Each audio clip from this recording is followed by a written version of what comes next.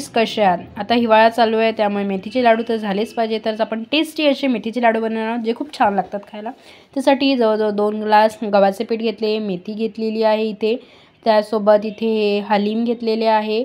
ड्रायफ्रूट्समध्ये इथे ओवा, काजू, नंतर हे कुठलं आहे ते माहीत नाही मला, त्यानंतर बदाम घेतलेले आहेत, खारीक, खोबरं. आता चला सुरुवात करूया.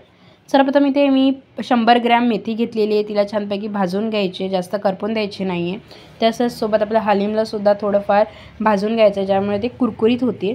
आता आपण काजू भाजून घेणार. यांना थोडासा काळा कलर आला की यांना आपण काढून घ्यायचे आहे. तसेच तुम्ही ड्रायफ्रूटचे प्रमाण कमी जास्तसुद्धा करू शकता. इथे मी जवळजवळ पाव वाटी घेतलेले आहे. आता बदामांनासुद्धा आपण भाजून घेणार आहोत.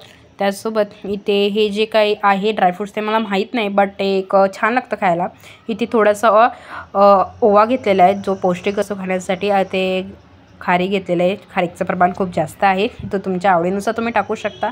आणि ते 2 वाट्या खोबऱ्या घेतलेल्या आहे, छानपैकी किसून बारीक कापून घेतलेलं होतं. आता इथे आपण गव्हाच्या पिठामध्ये मेथीचे लाडू करणार आहोत. इथे तांदळाच्या पिठाचा सुद्धा वापर केला जातो. इथेसाठी 2 ग्लास गव्हाचे पीठ घेतलेले, याला छान चाळून घ्यायचे आहे. आता आपण सगळे जे काही भाजून घेतले होते त्यांना मिक्सरमधून ग्राइंड करून घ्यायचं आहे. काजू, बदाम, हलीम जे पहिले सुके पदार्थ असतात त्यांना पहिले ग्राइंड करून घ्यायचं. खोबरे वगैरे जे ते सगळ्यात लास्ट ग्राइंड करावेत. तसंच हलीमसुद्धा बारीक एकदम. आणि हे सर्व जे करणार बारीक ते एकदम पूर्णपणे बारीक असलं पाहिजे.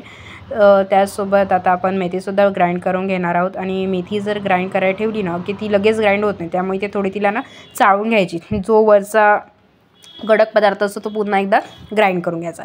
त्याचसोबत इथे खारीकसुद्धा ग्राइंड करून घेतलेले आहे. बघू शकता सर्व पदार्थ एकदम पिठासारखे झालेले आहेत. खारीक थोडंसं जाडं राहिलं आहे. त्यासोबत लास्टला इथे आपण खोबरंसुद्धा ग्राइंड करून घेतलेलं, कारण मग खोबरं लास्टला ग्राइंड करावं, कारण की मग मिक्सरचं भांडे ओले होऊ शकते. इथे रवासुद्धा घेतलेला आहे. जवळजवळ पाव वाटी रवा होता आणि हा रवा आपल्याला पिठामध्ये ॲड करायचा आहे. आता इथे तेल घेतलेलं आहे, त्याच्यामध्ये डिंक टाकलेले आहे. जवळजवळ 50 ग्राम डिंक आहे. आता याला छानपैकी भाजून घ्यायचं आहे. आता हे जे डिंक आहे याला आपण वाटीच्या साहाय्याने पूर्णपणे बारीक करायचं आहे, एकदम जाड राहता कामा नाहीत. आणि हे सुद्धा या मिश्रणामध्ये आपण टाकून घेणार आहोत. मोठं भांडा घ्यावं ज्यामुळे हलवायला बरं पडतं. इथे तुम्ही डालड्याचा किंवा तुपाचा वापर करू शकता. आता आपण जे गव्हाचं आणि रव्याचं पीठ होतं त्या दोघांनासुद्धा इथे छानपैकी बेसनचे लाडू करताना ज्याप्रमाणे आपण बेसन भाजून घेतो त्यासारखे पूर्णपणे भाजून घ्यायचं आहे.